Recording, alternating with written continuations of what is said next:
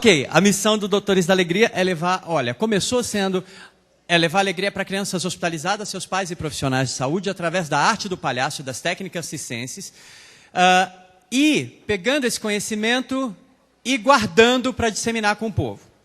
10 anos depois, a nossa missão é levar alegria para crianças hospitalizadas, pais e profissionais de saúde, através do palhaço profissional, pegar esse conhecimento todo, organizar e compartilhar com o público que está fora do hospital.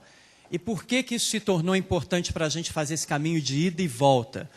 Porque quando a gente foi pensar em crescer, nós começamos a ouvir o mundo, e ao ouvir o mundo, eu comecei a colecionar frases de pessoas públicas usando a saúde como metáfora.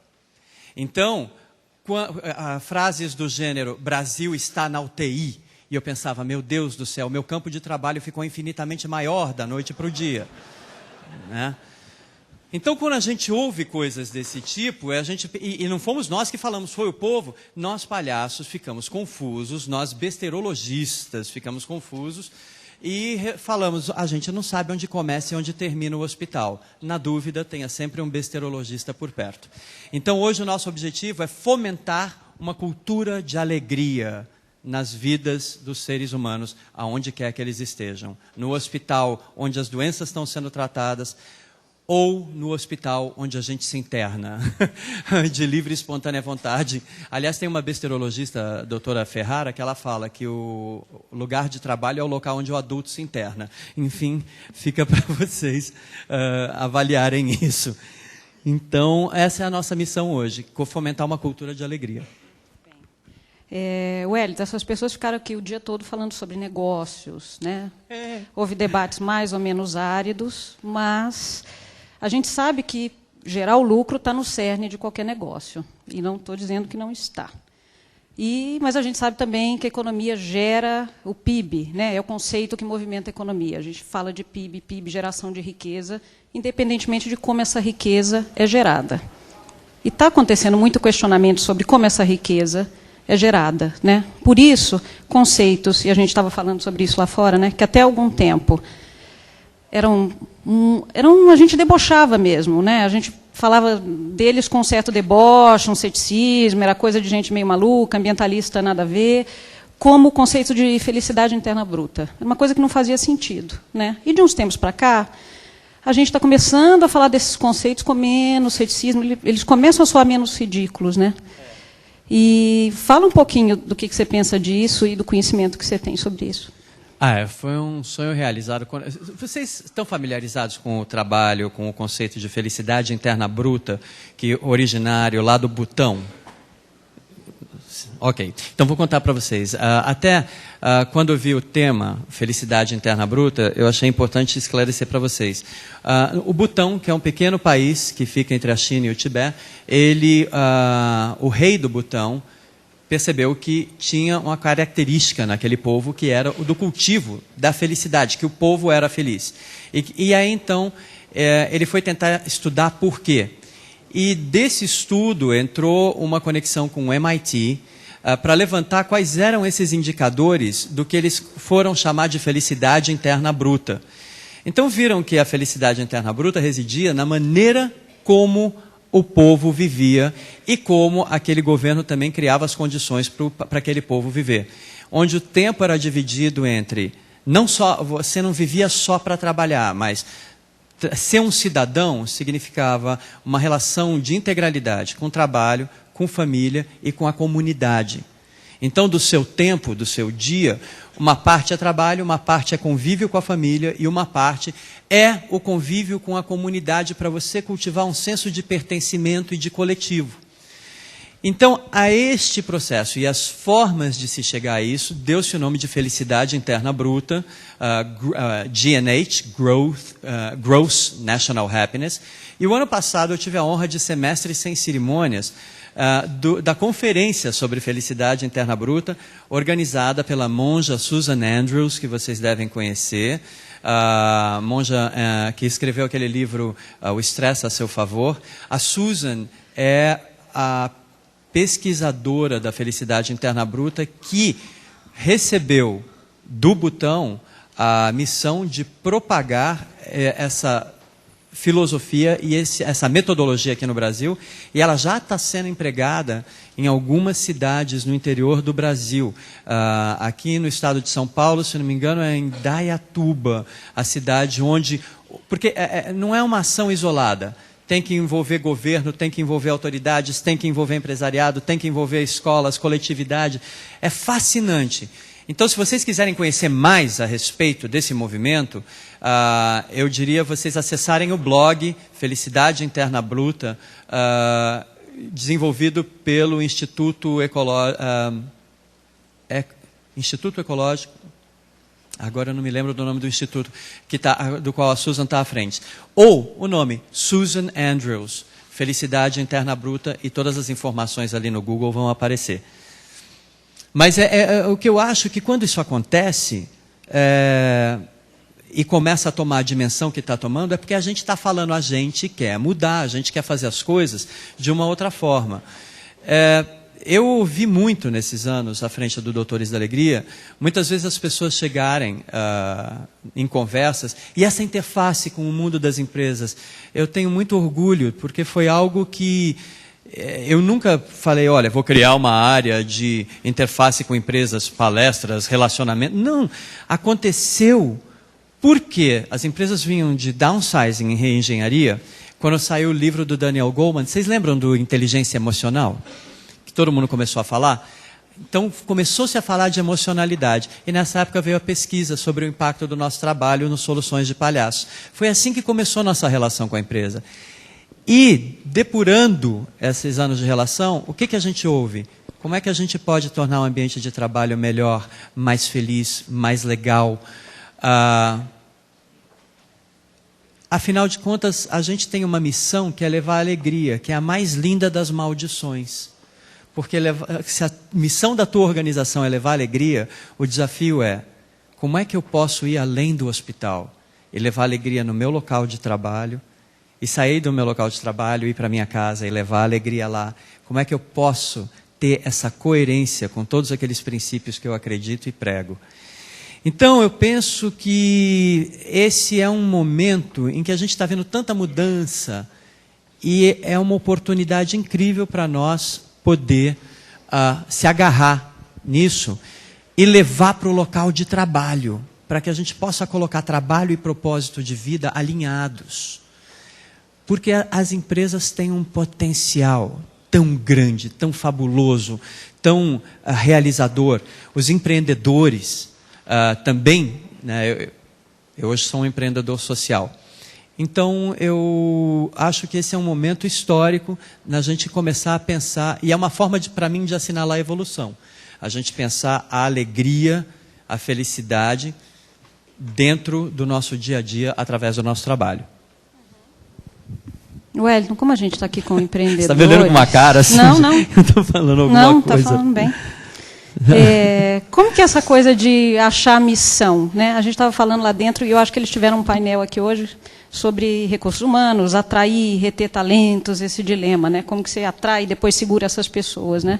Reter talento, eu acho tão engraçado. Talento. Não, Essa imagem que vem para minha cabeça. Fica aqui! Sai não! Engraçado. Como que vocês fazem? Como que vocês fazem isso no Doutores? Não é fácil virar palhaço do Doutores. Você tem palhaço, você está falando isso, né? Tem gente que está lá 4, 10 anos. 18, nós fizemos 19 anos agora, tem gente que está lá 18. E não é uma...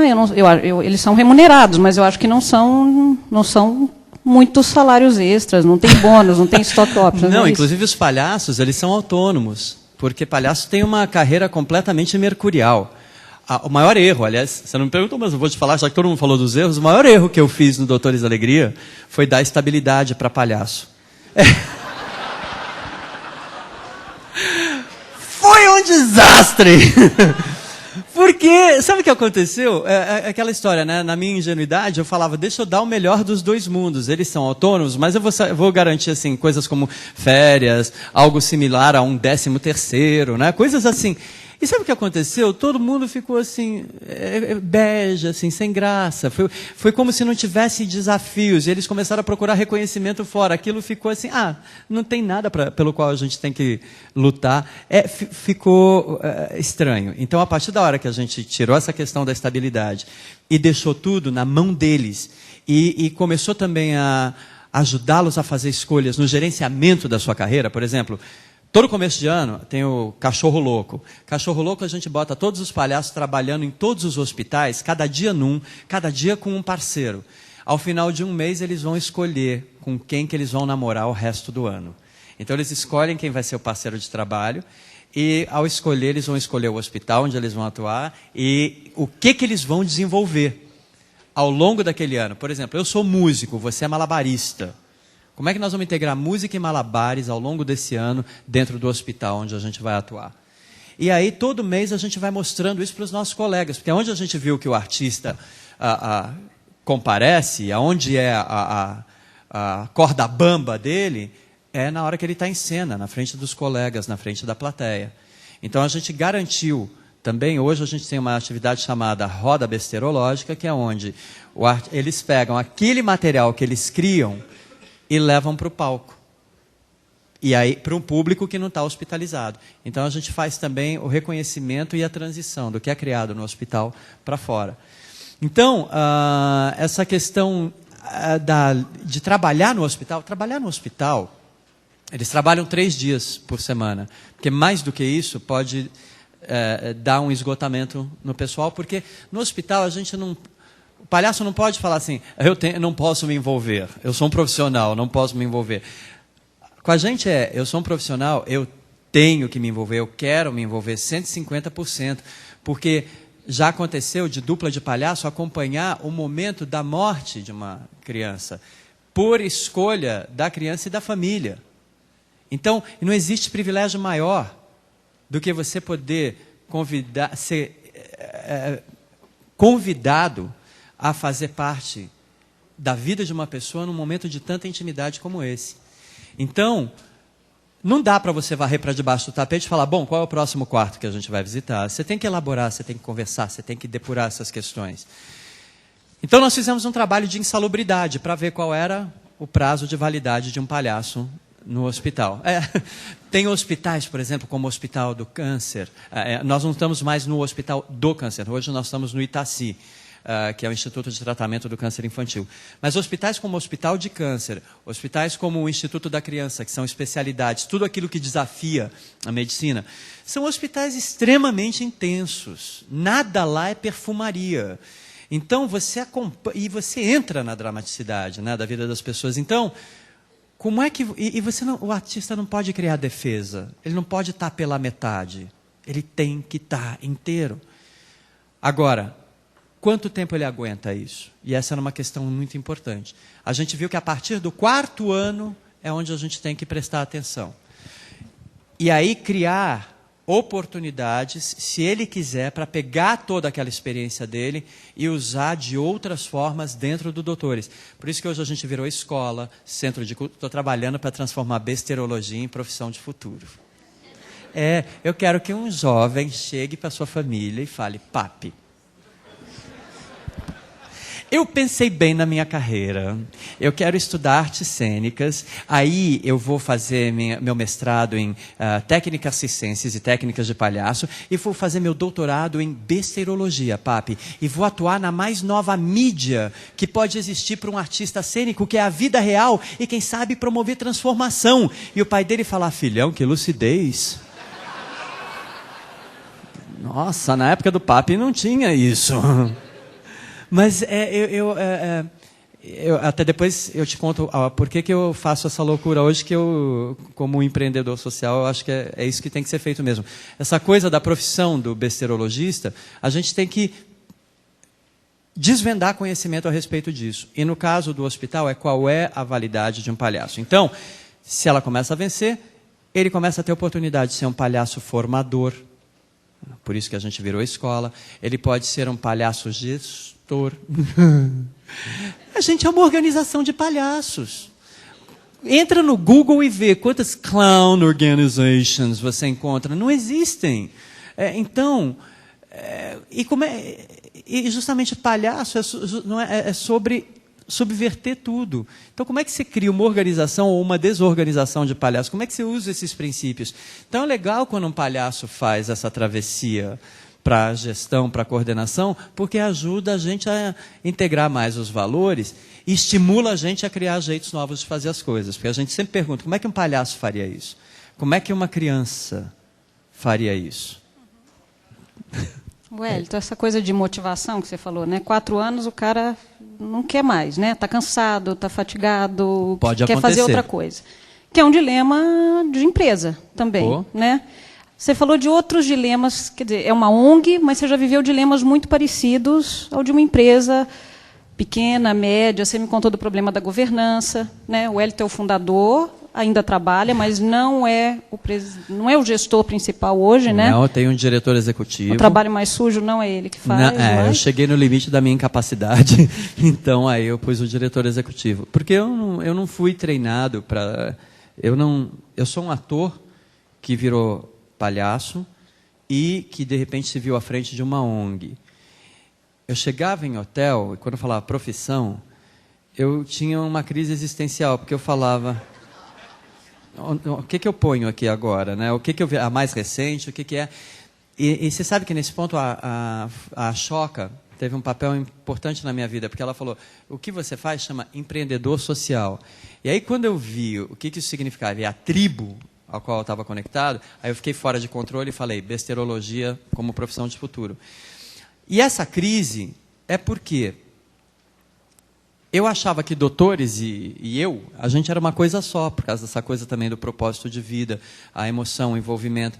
E na hora da profissionalização, da estruturação, a gente se pegou fazendo plano de carreira para palhaço, né? E é fascinante isso, esse desafio.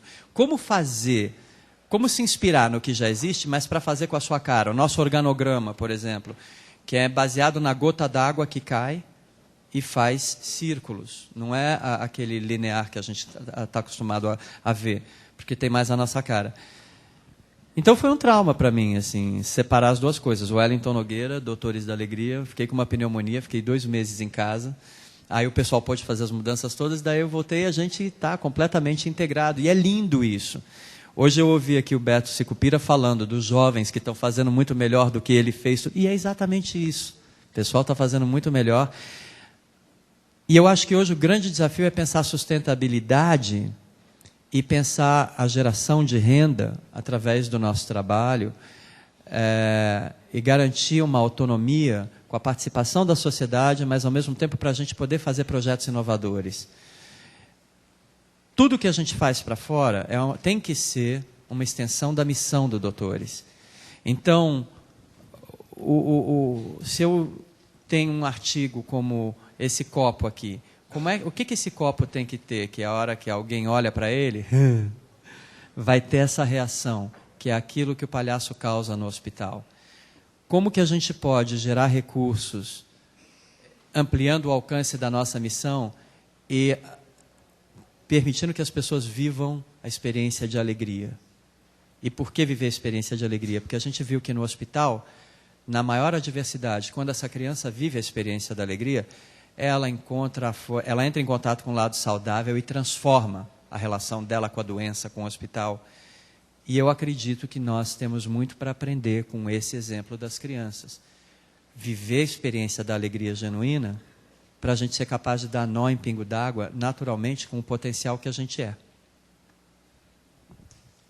Tem uma pergunta aqui do auditório. Wellington, o que te faz ser um empreendedor cada vez mais feliz? Bom, saber que hoje, por exemplo, eu acho que essa coisa, agora eu estou fora de controle, sabe? Assim, quando a gente fala, nós temos formação de jovens palhaços. É a formação para jovens de famílias que têm 1 a 3 salários mínimos. Eles recebem 2 anos de formação, saem com DRT de palhaço, carteira assinada, e como palhaços profissionais, e começam a criar um mercado de trabalho. Então, quando você começa a ver projetos como esse acontecerem, amadurecerem, começarem a ter longevidade, você começa a ver as pessoas falando em alegria, felicidade interna bruta. Isso é o que mais me motiva a continuar, porque eu falo, as pessoas querem mais disso, elas querem desvendar mais, querem se apropriar dessa questão da alegria, do bem-estar, do estar em paz, da serenidade, da felicidade, e fazer disso algo que está perene nas 24 horas do dia. Eu acho que a função da gente é essa também, né? Como é que você pode repensar a tua relação com o trabalho, de modo que todo dia você levante da tua cama falando, oba, não vejo a hora de chegar lá, né? Que venha o próximo problema, que venha a próxima agitação. Mas ao mesmo tempo falar, oba, que bom que agora eu vou para casa ver minha família. E depois falar, sem culpa nenhuma, eu vou agora jogar minha bola, eu vou fazer uma sauna, eu vou passear, vou fazer meu exercício, vou meditar. Como é que a gente chega nisso, nesse equilíbrio? A Sofia Esteves falou algo que também hoje me tocou muito, que o lema dela é: seja a mudança que você quer ver no mundo. Então, quando a gente quer se apropriar dessa alegria, para mim é o primeiro passo que a gente está dando no sentido de querer fazer transformações internas. A gente fazer a mudança, e isso é tão poderoso que pega todo mundo em volta. Você falou, não sei se é um conceito que a gente consegue transportar 100% para o mundo dos negócios, mas você estava me falando da concorrência, né? Da lógica da concorrência, né? Que ele começou a ser pressionado em algum momento para ganhar escala. As ONGs também são pressionadas para ganhar escala, né? Ficarem maiores, beneficiar mais pessoas. E você me contou como que você resolveu isso, né? Conta para eles. Eu nutri a concorrência. Foi assim. Não, sabe o que é? Eu acho que o grande barato hoje de uma ONG, ao se profissionalizar, é ela poder ter a flexibilidade de criar novos modelos. Que eu acho que a empresa pode se inspirar também nesses modelos. Está todo mundo criando. Porque lembra quando começaram a aparecer as primeiras áreas de responsabilidade social dentro das empresas, né? Eu fico pensando, será que eu como ONG tenho que ter uma área de responsabilidade empresarial para ficar equilibrado, para ficar kit? E eu acho que o grande barato... agora olha só que lindo, né? Responsabilidade social. A ONG supostamente nasce socialmente responsável e vai aprendendo a se profissionalizar e a se estruturar. Por que a empresa não pode nascer ou ser socialmente responsável em todos os seus aspectos, do porteiro ao presidente, e ainda gerar recursos, gerar lucro, mas colocar todo esse seu potencial de realização em transformação? Então é isso que esse é o desafio que a gente está buscando. Então, começaram a aparecer as primeiras cópias do Doutores da Alegria. E no princípio eu ficava assim mordido de raiva, porque eu falava, meu Deus, se alguém sem preparo está fazendo isso, e algum hospital fecha as portas, isso pode ser uma tragédia. Aí com o tempo, quando a gente estava pensando em crescer, eu olhei, fizemos um apanhado e vimos que em 2003 nós tínhamos 100 iniciativas de palhaços em hospitais pelo Brasil, inspiradas no Doutores da Alegria. Aí a gente falou, para que ficar controlando? Né? E a gente chamou o pessoal para conversar. E quando chamamos para conversar, a gente viu que eles estavam ligados na imagem do palhaço no hospital, mas ninguém queria aprender a se organizar, a se estruturar, a captar recursos. Então a gente foi conhecer esses trabalhos, e aí a gente propôs a criação de uma rede de cooperação chamada Palhaços em Rede, e nós começamos a capacitar gratuitamente esses trabalhos semelhantes, para formar essa rede de cooperação e criar o mercado da besterologia. Porque, olhando a competição como um palhaço, qual é a minha competição? É com um cara que está lá em Quixadá tentando fazer esse trabalho, ou com a falta dele bem treinado? Então a gente viu que a competição era com ignorância, com não saber, e não com o cara que está tentando fazer o trabalho e não está fazendo direito. Dessa forma, a gente garante que a criança está recebendo um trabalho legal.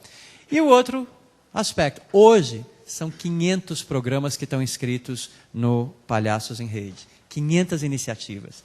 Se eu tivesse todo o dinheiro do mundo, eu não teria escalado para 500 iniciativas semelhantes por todo o Brasil. Logo, estamos trabalhando o conceito de escala espontânea, né? Wellington, já houve algum momento muito difícil por achar que não está funcionando, escassez de recursos, de querer desistir? O começo foi muito difícil, porque ninguém queria investir em alegria, porque falava, mas por que tem que ser profissional? Que história é essa de pagar para palhaço ir lá? Então, chegou uma hora com 4 anos de existência e tentando manter a coisa acontecendo, a gente tinha que dar um salto quântico e para isso precisava um investimento maior, de um patrocinador mesmo, que vestisse a camisa. E eu não conseguia, eu já estava assim, cheque especial, já tinha vendido meu carro para pagar, porque eu que estava pagando do meu bolso. E chegou um dia que eu virei para o Santos e falei, é o seguinte, eu estou me sentindo uma porcaria. Isso agora não é mais Doutores da Alegria, isso agora virou Doutores da Agonia. E eu quero dizer para vocês que essa agonia que está aqui dentro de mim é o que eu tenho para levar para as crianças no hospital. E elas não merecem isso, ninguém merece isso, ninguém. Então, eu desisto de achar que eu sou uma porcaria porque eu não consegui o recurso. É o Brasil que não quer. Então, tem até o dia 30 de setembro para vocês mudarem essa história. E se até o dia 30 esse patrocinador não aparecer, eu vou avisar o grupo no dia 1º de outubro, que nós vamos até dezembro nesse esquema, e o ano que vem eu vou pensar no plano B. Combinado? 2 dias antes do meu prazo, no dia 28 de setembro, apareceu o nosso primeiro grande patrocinador, que na época foi a Itaú Seguros. E eu me lembro do Zé Carlos ainda falando na reunião, né? Quando ele falou, tá bom, nós vamos fazer, eu levantei e falei, o senhor tem certeza? Porque eu já tinha ouvido. É verdade. Foi legal, agora que eles estão juntos e tal, eu no banco, é que eu tenho um passado como ator, né, de comerciais, então, e eu fui o garoto do Unibanco 30 horas. Então, você vê como a gente estava ligado. Então, foi muito louco, porque eu tremia tanto que ele mandou desligar o ar-condicionado, porque eu não acreditava mesmo. E ele ainda falou assim, se daqui a 6 meses, o contrato é de 1 ano, mas se daqui a 6 meses eu quiser tirar o meu nome, tudo bem. Vocês recebem 1 ano, mas eu tiro o meu nome. Não, só fica à vontade, não tem importância desses termos, está tudo bom. Ficamos 5 anos juntos. E esses 5 anos foi que viabilizaram a gente fazer a primeira pesquisa qualitativa sobre o impacto da alegria gerada por palhaço no hospital. E assim, o maior orgulho que eu tenho é que o Brasil foi o primeiro país a lançar uma pesquisa desse porte. Ele é reconhecido mundialmente hoje, nesta área do palhaço em hospital, como o primeiro e único país a lançar uma pesquisa como essa, que foi refeita em 2008 e trouxe dados mais incríveis ainda. E o Doutores da Alegria do Brasil é reconhecido no exterior como o melhor e mais completo programa de palhaço em hospital que existe no mundo. Então eu tenho muita...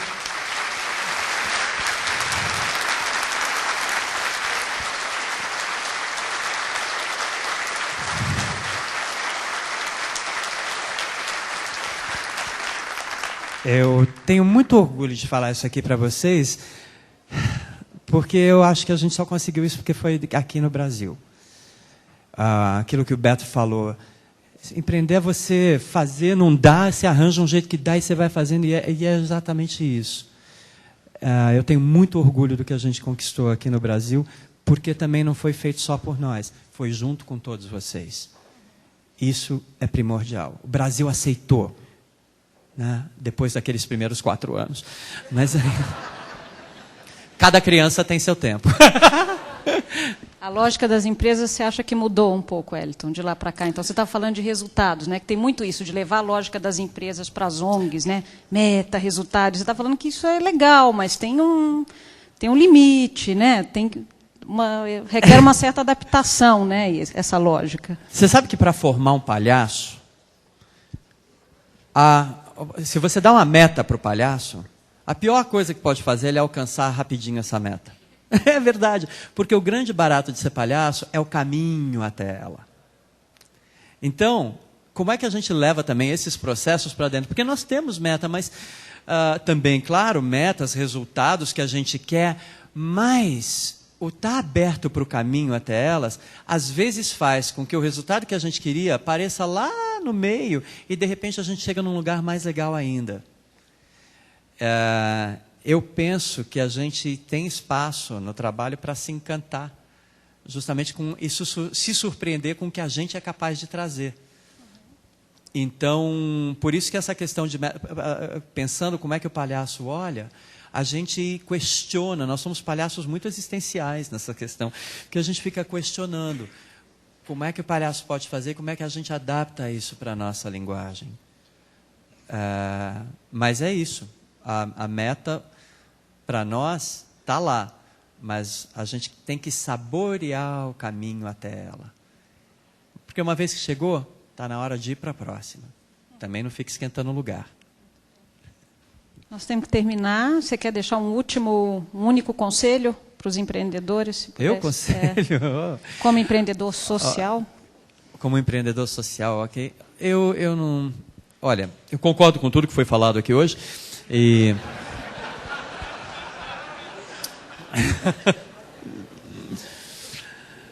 Mas eu vou dizer para vocês, o privilégio de trabalhar num local onde você está toda hora lidando com a proximidade entre vida e morte,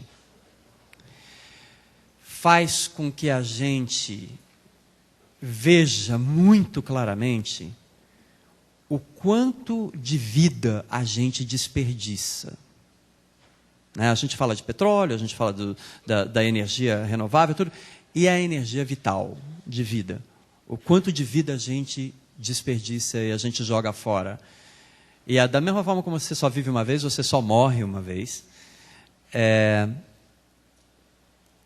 E você aprende com as crianças, às vezes até justamente chegando próximo da morte, que existe uma série de possibilidades. E que muitas vezes, talvez até por querer ver a meta, a gente se fecha para possibilidades. E vive menos vida. Ou vive uma vida que eu acho às vezes de menos valor. E eu penso que a coisa mais fascinante do mundo é a gente, através do nosso trabalho, poder realizar o nosso propósito de vida. Ninguém é um acidente.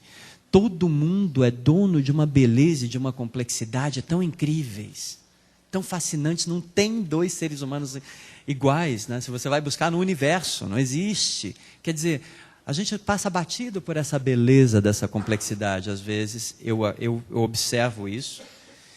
Então, e eu não sei trazer respostas, porque como palhaço, minha missão é brincar com perguntas, mas eu diria, como que nós todos podemos juntos trabalhar para alinhar cada vez mais a razão de ser das nossas vidas, aquilo que a gente tem, a nossa missão no mundo, como é que a gente pode alinhar ela com o trabalho?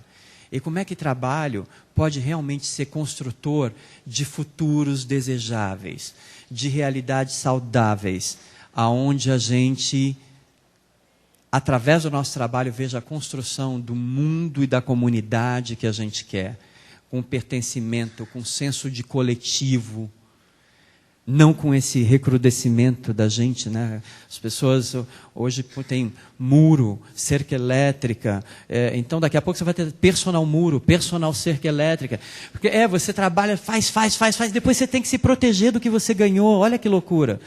Falando em custo invisível, tanto progresso que a gente viu, né? O Pedro agora falou do Brasil completamente diferente, mas também a gente viu aumentar tanto a violência urbana, a gente vê aumentar tanto o estresse e as doenças relacionadas a trabalho, gente adoecendo por causa de local de trabalho, a gente vê a miséria social, o estado em que ficou, por exemplo, a saúde pública, a gestão, a educação, tudo dilapidado. Então, como que a gente pode reverter, transformar isso, mas fazendo o novo, de novo, e juntando esforços? Porque dessa forma, eu acho que cada dia vivido não é um dia de trabalho, mas é um dia de vida, deixando um legado. E é isso que eu desejo para todos vocês, para todos nós, que a gente possa realmente fazer o balanço da nossa vida, olhar para trás e ver um tremendo de um legado, onde a gente, simplesmente fazendo o que a gente faz melhor e fazendo bem, a gente tocou uma série de vidas, a gente promoveu transformação e deixou um mundo melhor para os nossos filhos. Era isso. Sei lá. Muito obrigado. Obrigado. Obrigado.